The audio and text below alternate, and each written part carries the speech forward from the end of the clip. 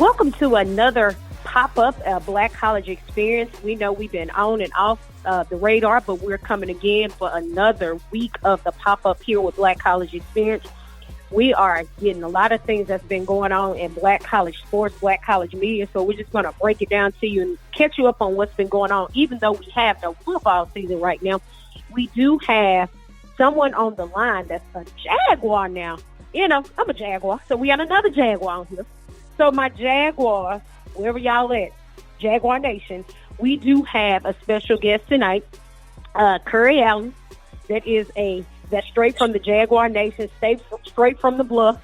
My co-host, Derek, that's over in Baton Rouge. He's a Delta Devil, so he is surrounded by Jaguars tonight. Once again. Derek, where you at?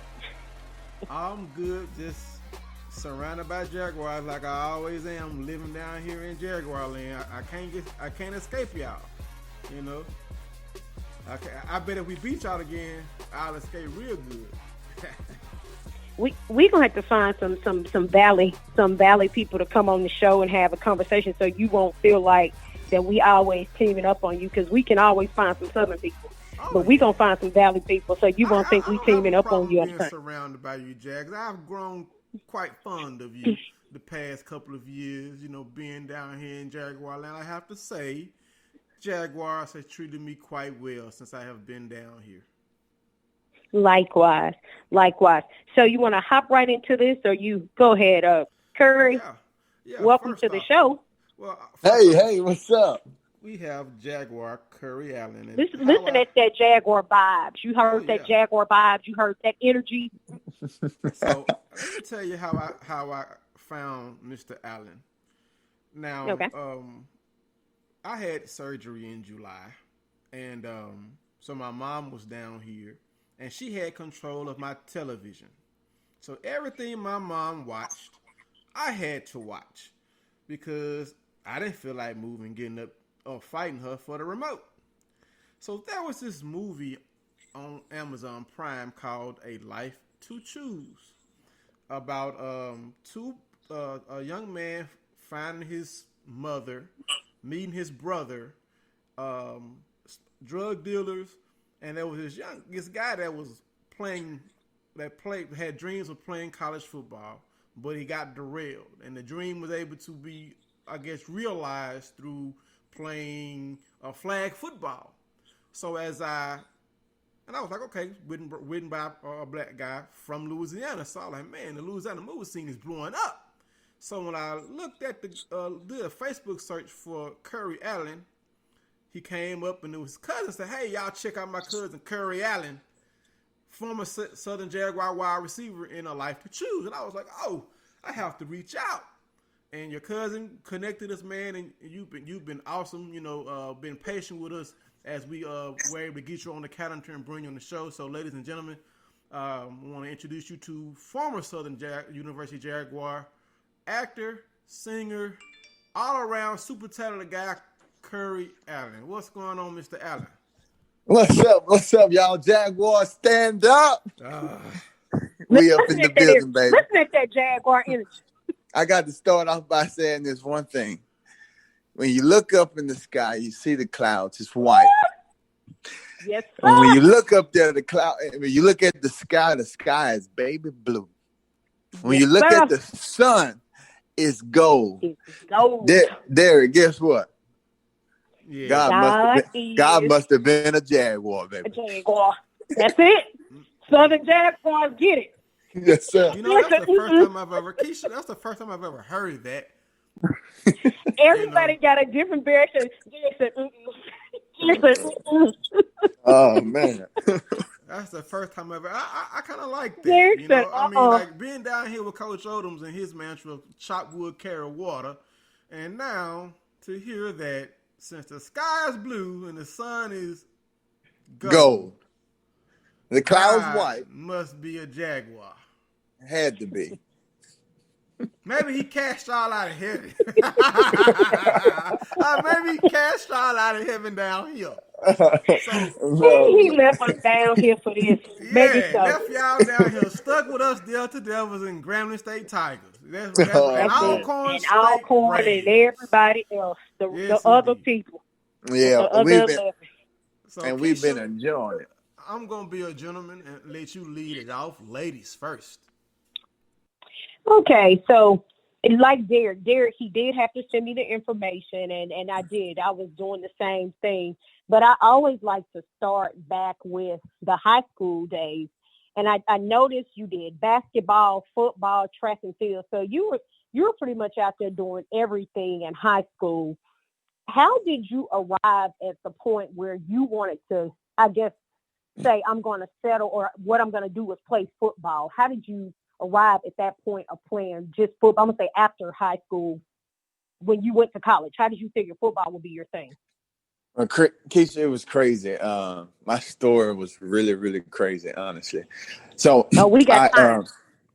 and so I actually played. Of course, like you said, I played all three sports, and I was pretty good in them. But for football, we was basically a running team, and so for 3 years, I probably caught 5 or 6 passes. And I started, but we didn't throw the ball, and I was really good in basketball. And my senior year, I actually quit football, to focus on basketball. My grandmother had just passed, and we was I think it was during that time, it was spring football, and I wasn't feeling it, and my coaches at the time, my basketball coaches at the time was pressuring me because I was all district in basketball. And they said that I had a potential to go play college in basketball. And so, I quit and I just kind of started focusing on basketball.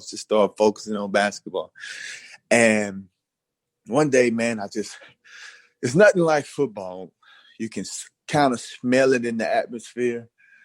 The camaraderie, the friendships, the practices, just something about football that was just so amazing that I started missing it. And so I hit up my high school coach and I said, "Coach, what's up, man? It's Curry. I'm trying to get back on the team, man. And what's up?" And he was basically saying, "Curry, well, I'm glad that you want to get back on the team, but unfortunately, you let the team down and we can't allow you back on the team." And so I didn't quit there. I called my friends. I said, "Hey, man, talk to coach for me.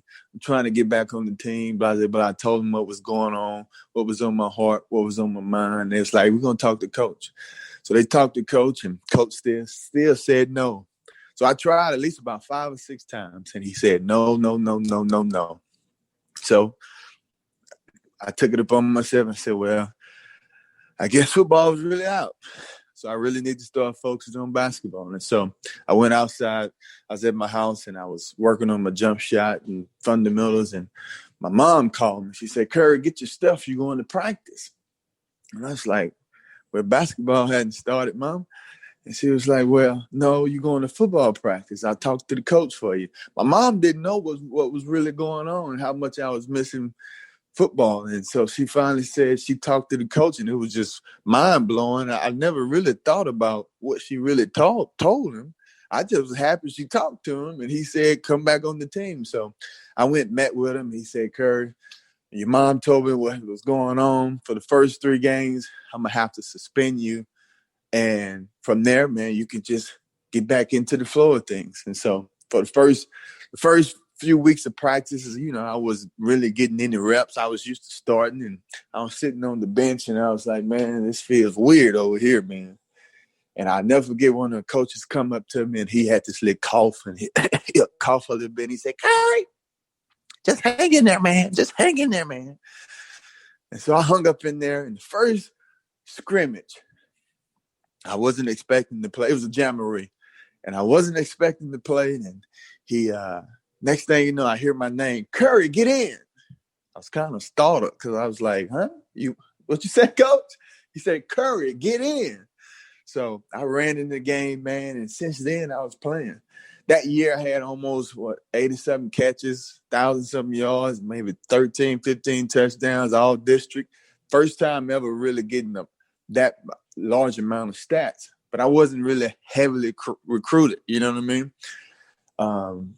And so one day I hated to sit still in class, y'all. So I was in class one day and I just said, I need to get out and go use the restroom or do something. And I walked downstairs, and I'll never forget this. They had this tall Southern University coach talking to two of my teammates that was heavily recruited. And I was like 6'3", 171, soaking wet. I was a little dude. I was tall when I was little. And I went to him, and it was something about him that I really liked. Maybe it was the Southern University shirt on, Maybe it was the fact that he was successful. It was something about him that I said, I really don't want what you have. I just want to see how you got to where you got to. And so I went, shook his hand, and he said, you play football? I said, yes, sir. He said, you have a highlight tape? So happened I did. I said, yes, sir. He said, send it to me. So I sent it to him.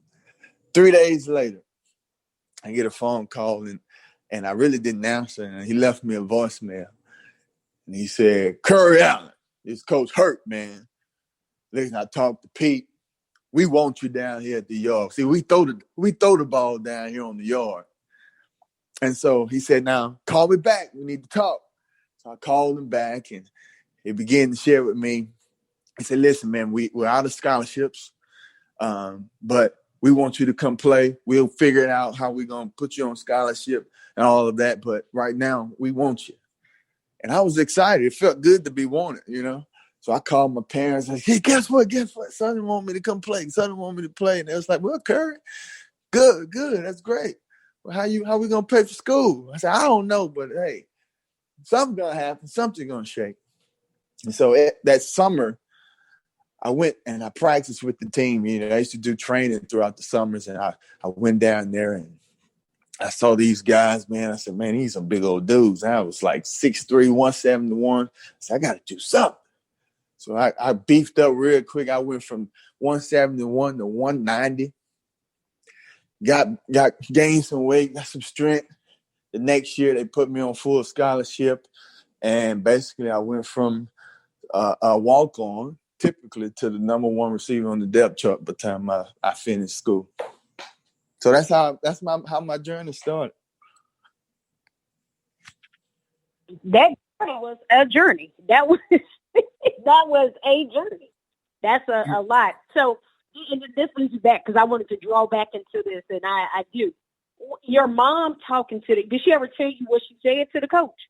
No, she never really told me. But knowing my mom, she knew me, right? She know her son. Most moms, right. They know their kids. And so Absolutely. She knew Absolutely. Something was going on. And I don't know exactly what she said, but she knew that I was really hurting and I had kind of maybe made a premature decision. And, she did what most mothers would do. She looked out for me. She said, I know what you want. I know what you need. And I'm going to make that phone call. And I'm so glad she made that phone call. And that's a testament, and a lot. That's funny that you say that because, of course, Derek is a son. I have a nephew that's a son. So if you look at that, and it's looking at mothers speaking on behalf of their sons, that's a funny thing. But I can only imagine what she said. Go ahead, Derek. Well, yeah, when you look at that, I've had my mother speak on my behalf. I've had her discipline me on her behalf too, as well. So, but for you to be as talented as you were, you don't see football coaches who will leave a talented player on the bench like that.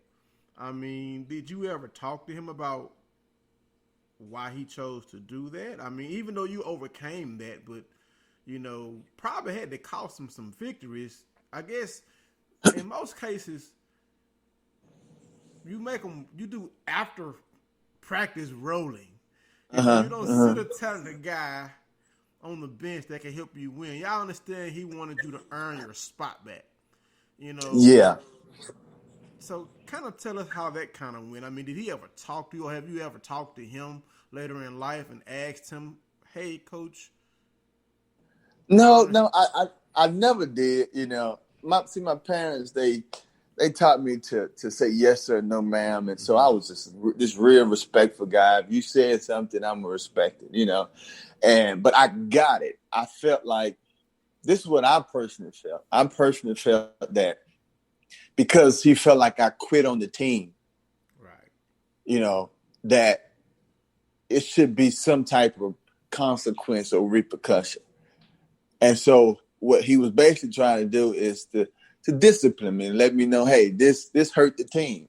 You lost some trust, and football is a team sport, man. And most of the time I was a senior, I had been there for 4 years, So, I was starting ever since I was a sophomore year. I'm a sophomore in high school. And so a lot of the guys around, they knew who I was. They knew the type of player, the type of person I am. And so I think that was probably a part that played a huge part into why he probably made that decision. Now, granted, Derek, the first game of the season was a jamboree, and I thought I was going to be suspended for the first 3 games. But in the jamboree, he called my number. He said, Curry Allen, get in the game. And I was surprised. I was literally surprised because I was expecting to be suspended for the first 3 games. But I ended up playing the first game of the season and kept playing. So it worked out. All right. So let's talk about your early years playing for the Jaguars. You played for Pete Richardson for what, 3 years? Uh-huh. Okay, so let's talk about those early years because you walked on. Uh-huh. And let's talk about the process of earning your scholarship after you walked on. So talk about that experience, starting out as a walk-on and then earning your scholarship. Well, when I first got there, man, I was so surprised with what Southern really was. That was my first time seeing a bunch of black, beautiful people in the world trying to do something in their life. And so just being around it, man, you know the college life, man. You start getting involved into the parties, man. And I started focusing more on the fun life. I was enjoying myself. I said, man, this is college. College is cool, right? And I never forget, man. I had a cousin that had been there for maybe 3 years, and he said, Curry, he said, make sure you get your schoolwork because that's going to make sure you stay on the field. And he said, out of all the guys that come here and play and start off, he said maybe a handful make it. And that stuck with me, man. That stuck with me. When I heard that, my priorities shift. I said, man, I got to get my books because I want to get on the field. And so I made sure I focused on my books. Man, I was taking all kinds of hours, making A's and B's, getting it, man. So that my first year, I said, well, I had a goal in mind. My first goal was I needed to make the travel team. I want to travel. I want to go where the team go. I want to be on the field. And how can I get on the field right now? And so I was a deep snapper. I always been pretty good at deep snapping, so I deep snapped in high school. And so I got on special teams. I was the backup deep snapper. And so that got me on the travel team. That got me on the field. It kind of got me some experience as pertains to what college was really like, what it was like really playing on the bluff, and what it was like really playing in the SWAC. And it was so cool. I remember my first game, everything was moving so slow. I was like, ooh, my God, this is pretty awesome, Lord. It was amazing, right? And so the next year, I was like, man, I worked my butt off. See, a lot of people saw maybe the years I was having success, but, man, during the off season, I would go to the field by myself, man, and it would feel crazy. I would run routes and imagine this coverage, imagine this DB, and imagine this is this linebacker right here, and I would run all these different routes on the route tree to make sure that I was getting better and getting better. And so the next year when I got on the practice field with my teammates, I noticed I had got a lot better, a lot faster, a lot stronger, a lot wiser. The game slowed down for me. And so I was basically the backup receiver to the Y. And it was the first game of the season. I'll never forget this. It was the first game of the season. What year and I wasn't – this was 2011. No, 2008. 2008. Maybe. No, 2007. I'm sorry. Let me get my years right. 2006. 2008. 2008. We was playing University of Houston. Mm-hmm. And I'll never forget, the academic counselor came on the bus the day of the game.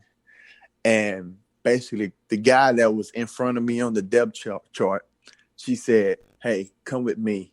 You're academically ineligible." Oh, wow. Yeah. It was him and a few other guys.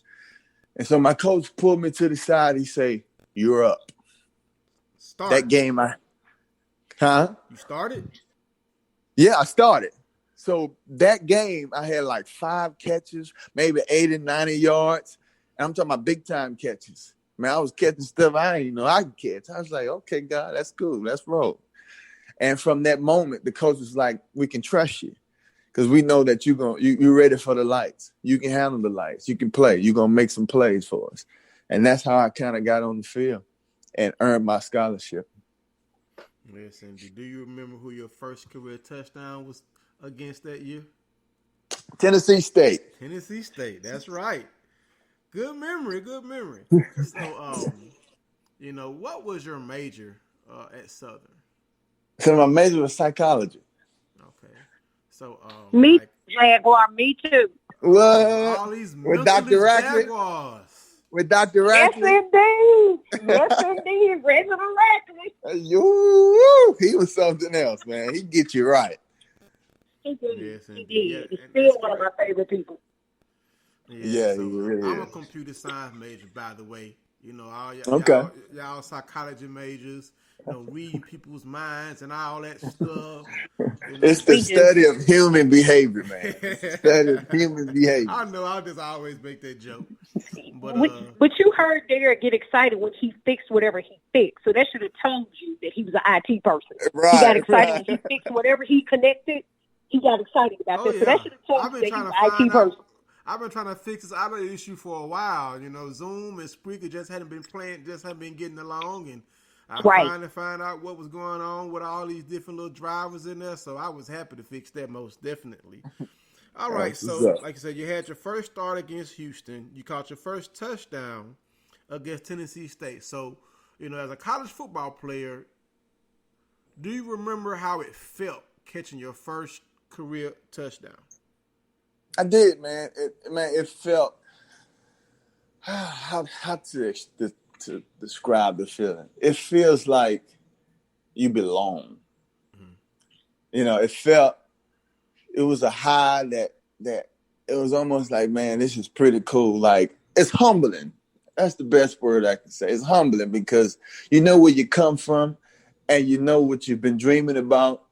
And now you finally done some things in the next level. And you're like, man, this is pretty cool, man. I'm grateful that, I get this opportunity because a lot of people just don't get it. And so it was a real confidence booster in my life. That's for sure. And after that, you went on a run against the Mississippi HBCUs. You blew us out 49-7. You beat them Braves 15-7, and defeated Jackson State 35-28. Now, talk about playing in a rivalry like Jackson State. Oh man, that game itself is probably one of the best games I ever played in my life. See, playing against Jackson State when it's not just, it's the detail stuff, It's like on Thursday when you get on the bus or the plane to go towards Jackson, Mississippi, and you sitting on the bus because knowing that this is a moment where it's about to go down and you're gonna have thousands of people in the stands, and this is a pretty cool moment. Like, so, and you get to the hotel and you have your room and your key and you're eating food with the team and everyone coming to your door. You got your family texting you, friends hitting you up saying, man, we coming to the game, we checking you out. This was the moment, the details that you can't replace. The feelings of being a part of something that was bigger than you. Right. And so, And so when you first get to the game and you can see all the people that's tailgating, all the people that have drove from so many places just to be a part of this game because they know this game is about to be real good. And you're a part of this. It felt real good. It's like, man, I'm a part of something pretty amazing. This is cool. You got the police escorting you throughout traffic. And you just kind of seeing how just amazing the details. We used to get an itinerary of what the day gonna look like. Mm-hmm. And sometimes sitting in the hotel, you'll be kind of frustrated because it's taking so long, man. You ready to get everything rolling.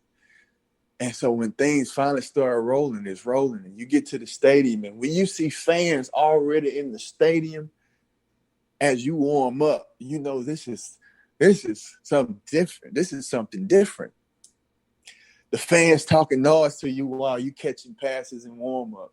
And in warm up, you feeling like you're invincible because, man, you feel like you can jump higher than you ever can jump. You can run faster than you can ever run. This is a cool moment. Then the game starts. And you hear how loud it is and how the fans are swaying back and forth after touchdown is scoring between two teams, and then the band's playing and you all up in the fields because this is a moment. Your family, your mom and your dad in the stands, your sisters and brothers, your cousins, all of them rooting up from either Jackson State or some of them Alcorn fans, and they driving to the Jackson State and Southern, or they Mississippi Valley fans, and they driving to the game because they know this game is pretty cool. That moment is nothing like it. You know, playing Grambling, staying down there in New Orleans and going through the classics and the conferences. Those are some memories that I've created that's I've been fortunate to be a part of. Man, you can't beat that. Yeah, it's just so cool, man. It's so humbling, and I'm just so grateful because a lot of people just don't get to experience it. So that moment, playing rivalry games, is just by far some of the best ones. Yes, indeed. Keisha? Let's see. And you talk about the rivalries. Which one would you say? He talked about Jackson State. So would that be your favorite rivalry, or was there other ones that you would say? So I like Jackson State. That was pretty cool. Of course, the Bayou Classic is on another level, you know. Correct. National television, you can't beat that. And the right. history behind the Bayou Classic. I grew up watching it. Never thought I'd be a part of it. So that was amazing. And I really liked to play. For some reason, Alcorn had became some big game because, of course, when you're playing at Southern, right. you know, you the Super Bowl. And every team want to beat you and play you and bring their best. And so all the Alcorn fans, now they used to have some amazing scenery when we would go to Alcorn and you see all the fans and tailgating, what they like to call it the reservation. That's what they call it out there. Yeah. Spinks Jinx. I mean, I've heard they got the food. I've heard they got food and they feed you and you eat. I've heard they got the food. So, you know, I say sometime coming soon, I was like, I definitely want to get down there. But they say you ain't got no phone reception. And I ain't used to that. I got to have my phone. I'm going to say this. Y'all know I guess you can say, born to hate Alcorn. Grew up a Tiger. Didn't like them then. Went to Valley. Didn't like them then. Don't too much care for them now, but you got to respect them. Right. And what you said about that scenery and the game atmosphere is correct. I mean, amazing game atmosphere. The food, delicious. So I'm like, man, I got to get away from here. I'm starting to like these Braves too much. You know? So, but yeah, Alcorn has a game atmosphere that's, you know, almost untouched. And coming from someone who, you know, they've been a thorn in my side all of my life as far as football, being a Tiger fan growing up, seeing McNair whoop up on Jackson State, run through the swag like he did, and then of course, you know, them beating up on Valley. You know, another good one of my good classmates, George Jones, you know, catching touchdowns on my squad. And I'm like, I just can't get away from Alcorn. But, you know, you have to give kudos to the Alcorn mystique. I mean, my cousin actually played for Alcorn. Mm-hmm. Charlie Spiller. Oh yeah, that's who hooked me up with you. Yeah, man. And so he played there, man. And they used to call I him. don't tell many people and I say senior administrator for the SWAC office is Jason Cable. He was one of the first people that I talked to that went to Alcorn, and that was back in '98. So they have this. They be like Alcornite, Jason Cable. I'd be like, that's hometown. So to me, he's from Huntsville. He ain't from Alcorn to me. He's just from home. He's just from home. When he was playing basketball back at home for my high school, he's just Jason to me. Yeah. Now I can't say this about Alcorn. I really like the chant. When they do that. No, please no. Man, don't do it. That's respect. That's respect. I'm gonna have to mute you. It's just like Southern. We known for dun dun dun dun dun, or we known for net. We have certain things about us. LSU. Yeah. Right.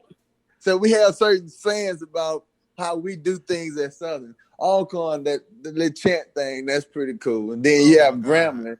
They do that thing, GS. Yeah, when they listen to GS, GSU. Mm-hmm. But the Alcorn, the oh my God, it just makes you just want to run around and pull your hair out your head. Let me stop for the Braves.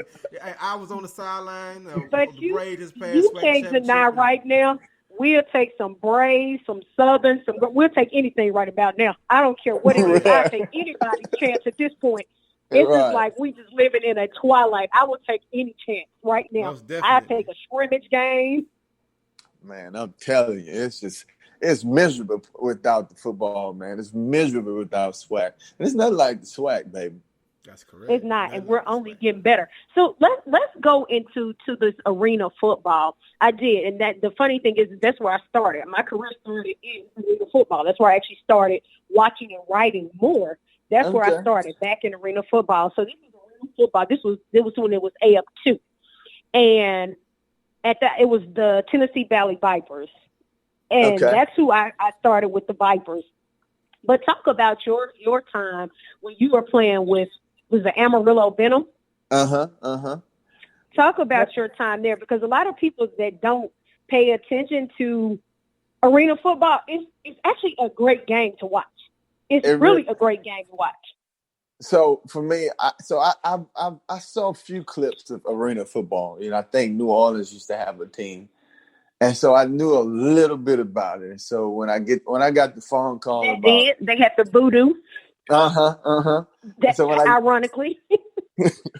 So when I got the call to go to Amarillo, Texas, to play, I moved out there and joined the team, and it was pretty amazing experience. You know, like it was that place where I began to understand that this was a business. You know, as much as fun, you know, it is to play football, I saw a lot of aspects of the business side. Like, hey, we had to go to certain appearances. We had to make sure that we go to the gyms and do this and speak to this client and speak to this client. And so the business aspect was pretty cool, but the football part, of course, we were expected to win. And so it was cool just kind of learning the ins and out of how the arena football and the rules. Everything was faster in arena.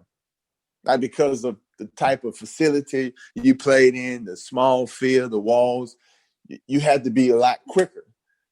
So your decision making had to be a lot faster. And so learning that process, you know, was it took me maybe a few weeks to kind of get adjusted to. Then I was basically what you call the motion man. And so if you ever watch arena football, the guy that kind of go all in motion and run all the way to the back and come to the front, I was that guy. And so I remember seeing that on TV. So it was pretty cool kind of being in that environment. And not only did I played backup quarterback and defensive back. So that's one thing about arena, you know, they kind of flex you in different positions. And so because I had played multiple positions in high school and just kind of was a student of the game, I was kind of prepared to play these positions. And arena football. So it was a pretty cool experience. And it's kind of cool since you said that. I mean, I always looked at arena football as almost like a version of Iron Man football because you had offensive linemen playing defensive line, you had wide receivers playing cornerback, running backs playing linebacker. I mean, you don't see that too much in college football. You have some players that may play both ways, but I always watched. Arizona was the squad that I watched. Arizona was the squad. That's what I was thinking. That was the team that kept winning championships. He was something. Yep. I was like, why isn't this guy in the NFL? He is killing it. Like, right. And he got a Hunky. I mean, come on, man. I think it's spelled Hunkei. I'm saying he was an awesome tight end. I mean, he caught everything that was thrown at him. So, man. So after arena, let's talk about what did you do after playing arena football? Did you try to play football somewhere else, or did you go into the workforce? Now I got in the workforce. It was in Amarillo where I just realized that I didn't have the passion for football anymore. Okay. So many injuries, man. After a while, you're just like, okay, this is cool. Let's see what's next. And so I kind of moved back to Louisiana, and I got into the workforce. And started in healthcare as a healthcare manager at Baton Rouge General in Baton Rouge, Mid City, and the Blue Bunny campus, and it was there where I began to really dive into some of my other talents God had given me. Like, who am I and what do I do from now? Because I've been playing sports majority of my life. And so it's now right. I was at this place, this crossroad, like, okay, what do I do now? Who am I? Football has been the part of my life for the last 5-6 years. Sports has been a part of my life. Who am I? And I love to sing. I've always been musically inclined, playing piano. And so I kind of got it. Let's hear a note. Let's hear a song. Let's hear something. Let's hear something. No. You never lost the battle. No, you never lost the battle. And I know you never will. Yeah. You can do all things. You can do all things but fail. 'Cause you never lost the battle. No, you've never lost the battle. And I know you never will. So I like to sing. Thank you, Jaguar. See, that was on the spot. Thank you. Yeah, you kind of caught me off guard with that one. He didn't need no prep. Imagine if he was ready for it, man. You see, he just ran into it. He didn't stall. He didn't say, let me sing. Sing on a commercial or something, bruh. Okay, Tyrese. He ain't gonna be the next Coca-Cola. He gonna be singing something totally different, though. Oh man, that was pretty cool. But yeah, so I kind of got into worship, and so I grew up always imitating people. Like, I used to have my family laughing and rolling because I was good at impersonating a lot of people, especially in the church. Church so fun, and people in church just hilarious. They do all kinds of things in church. And that's when once I saw people kind of laughing at how good I was in it, they were saying, man, you should try something in this. And so I kind of started pursuing a little bit of acting, and I was trying to figure out who I was, right? And so I moved to Dallas, Texas. And in Dallas, Texas was an amazing experience because God connected me with T.D. Jakes. And at Potter's House, I played lead roles. I played from Joseph to Jesus. I played Jesus. And Jesus at the Potter's House was a big part of what they do yearly.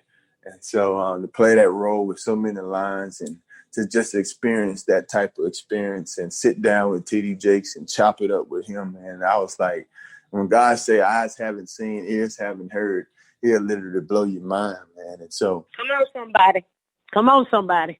And so, man, he literally blew my mind. I never thought in a million years that for one, that I'll be playing college football. I play a little arena football, and now I'm sitting at the table eating steak and potatoes with TD Jakes talking about Jesus. Come on, somebody.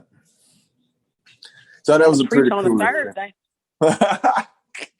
You gotta preach on a Thursday. So yeah, so that's kind of what kind of happened in my life, and of course, really kind of pursued a career in healthcare as well, and that's part of my passion. You know, I really like to see patients restore and become healthy again, or go through the restoration process, and it's good to see and be a part of the process of seeing things that we can do as a hospital to make sure that we're providing the best care and safety for all patients. So that's some of the things I've been working on in the past. Now, they told me you kind of got your Denzel Washington on. You was kind of out there acting. Were you in a film? So I was in this movie called A Life to Choose. A Life to Choose. My boy Vincent Perry. I was in Dallas, and I just finished playing the role of Jesus. And he hit me up. He was like, man, I got a movie that I'd like for you to play. So I said, man, anytime. Just let me know when. Blase blah. I'll come back down to Louisiana for a weekend or two, or however long I need to shoot the movie. It so happened that I actually moved back to Louisiana. Mm-hmm. So I moved back to Louisiana, and he hit me up. He said, what's up, man?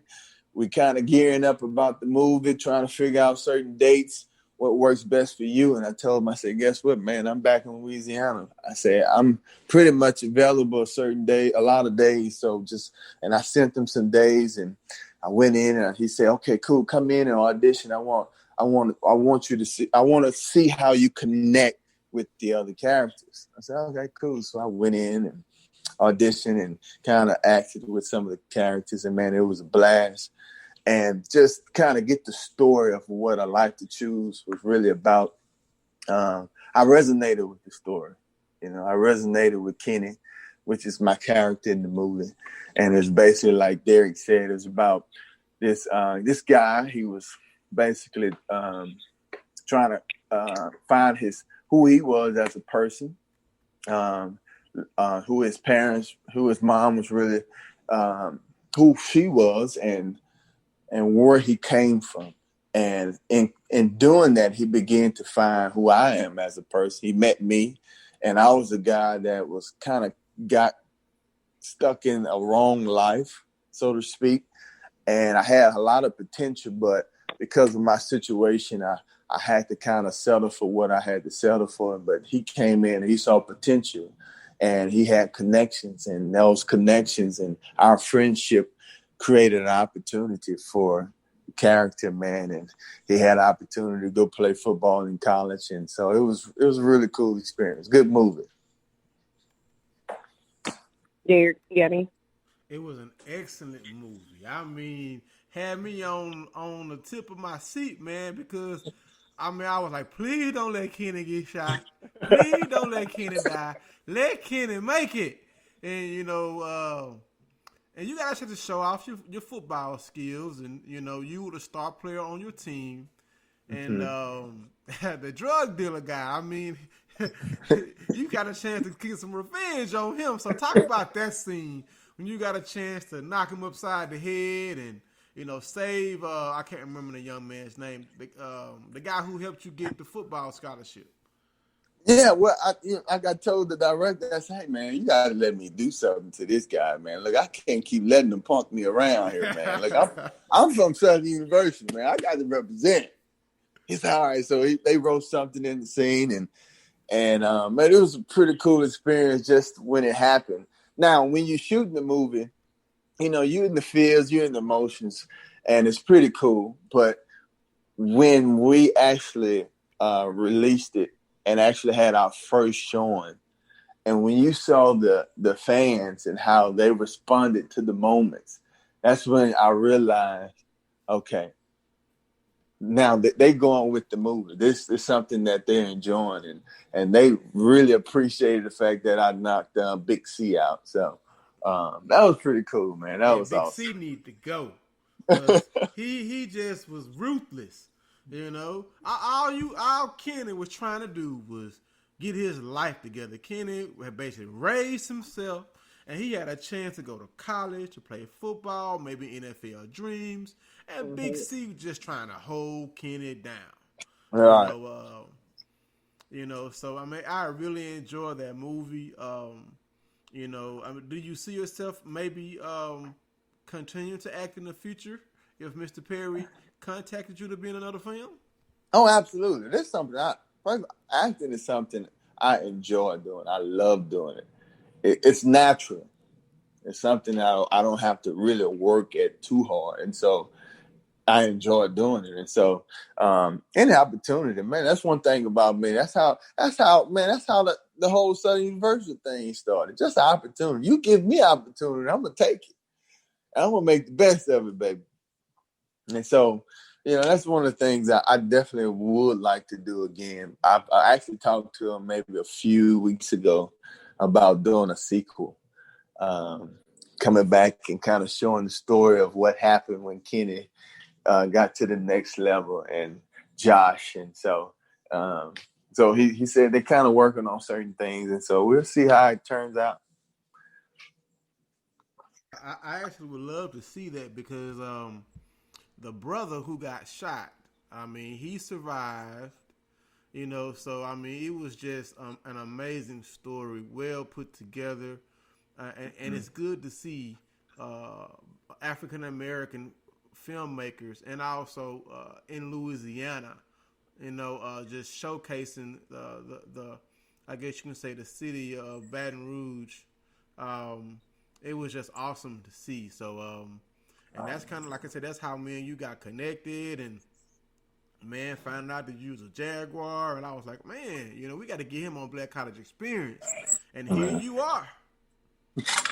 Man, I'm so glad to be a part of this, man. It's really humbling. I've been listening to a lot of you guys' podcasts, and I've just been enjoying it. I listened, I think, not too long ago to Coach Odom's. You had a good friend of mine, Kaisha Weeks, maybe a few weeks. Yeah, Ricky Weeks' sister. Well, we was at guest on Black College Experience. Yeah, I know. I say so. I'm saying, which is funny because we had one week and had the other the following week. That's a powerhouse family there. Yeah, we had them back to back. Wow. Which has only happened twice. I think we had them back to back, and then we had a town, like one played tennis at Howard and one was a tennis coach at Morgan. So we had two family members back to back twice. Wow. Keeping it in the family. Right. We're like, okay, so bring your brother, sister, whoever it is in the family, bring them on. We need your family members. We taking anybody, uncles, daddies, whoever it is, moms, whoever, we bring them on. But man, I'm trying to get that single up, man. So tell everybody about the single and where they can find it. Oh man, they might want to hear some more of that sample singing you just gave us. No, man, my voice not working too well right now, man. To me. The song is called Victorious, and I actually wrote that. I was going through a very not a dark place, but just I felt hopeless, and God began to remind me of how he foreknew me before I was even in my mother's womb, and he knew the plans that he had for my life. And because he already mapped out my plans, I was victorious. No matter what came against me, I was victorious. No matter what tests and trials I had to go through, I was victorious. No matter how many times I fell short, I was victorious. And once I realized that, that's where that song kind of originated from. The lyrics say, I am victorious. And I began just to really declare what God was saying to me. I began to believe that I am victorious, not because of who I am, but because God said I am, right? And so you can find the song. I mean, it's on YouTube, Spotify, iTunes, all the platforms is actually on there. So.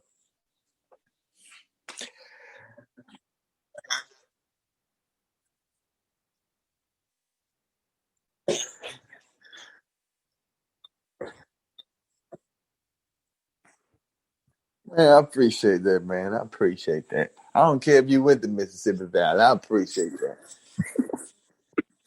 Yeah, I don't care what they say about them Delta Devils. that.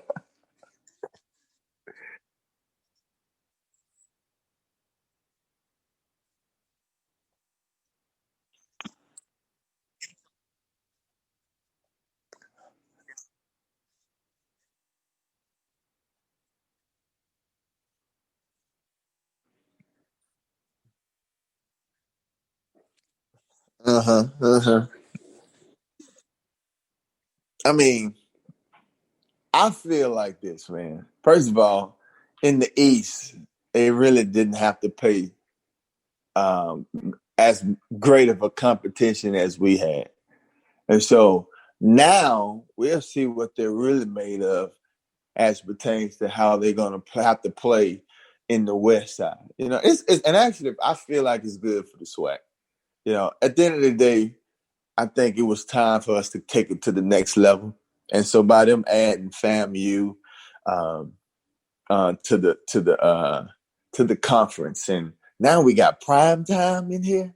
Oh man, baby, I believe. You got me believing. I believe, baby. You hear me? And so it's just,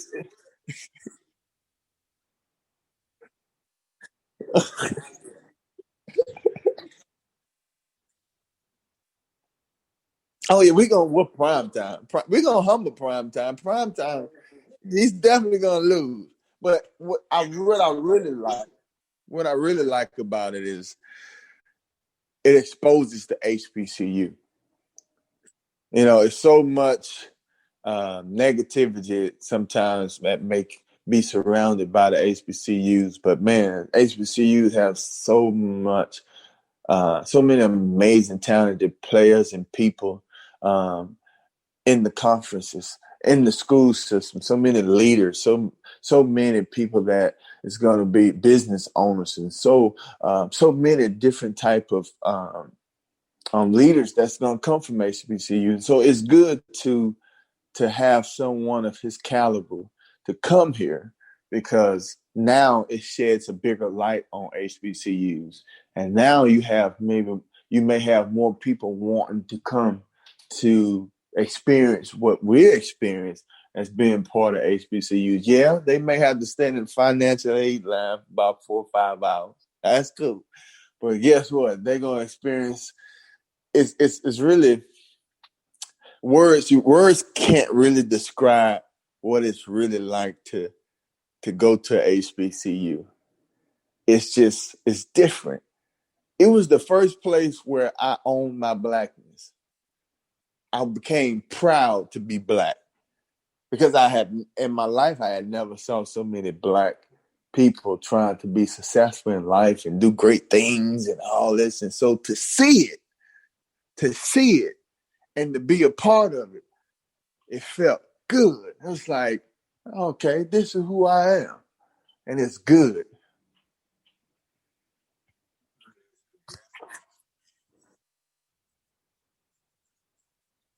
I don't, but I really enjoyed hearing your story. It's very interesting.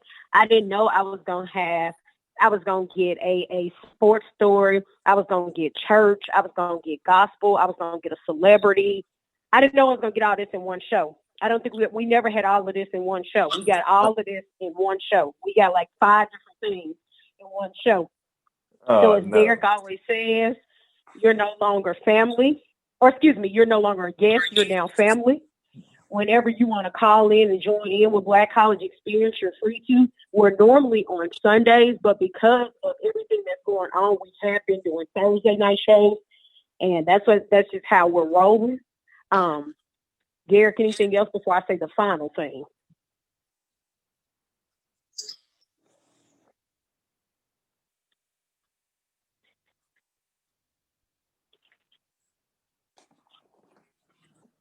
Send me an autograph note.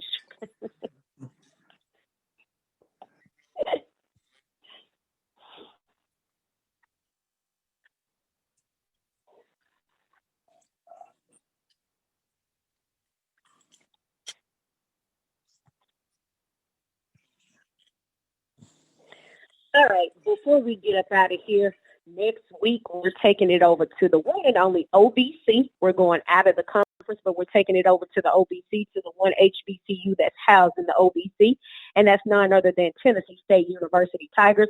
We will be interviewing the one and only Coach Rod Reed, head football coach of the Tennessee State University Tigers. For people that don't know, I talked a lot of noise because I just knew we were going to play them. I'm a Southern Jaguar. My nephew is a Tennessee State University Tiger. So join us next week as we bring on Coach Rod Reed, Tennessee State's head football coach. All right. Good night, folks. That's our show for tonight. Peace out.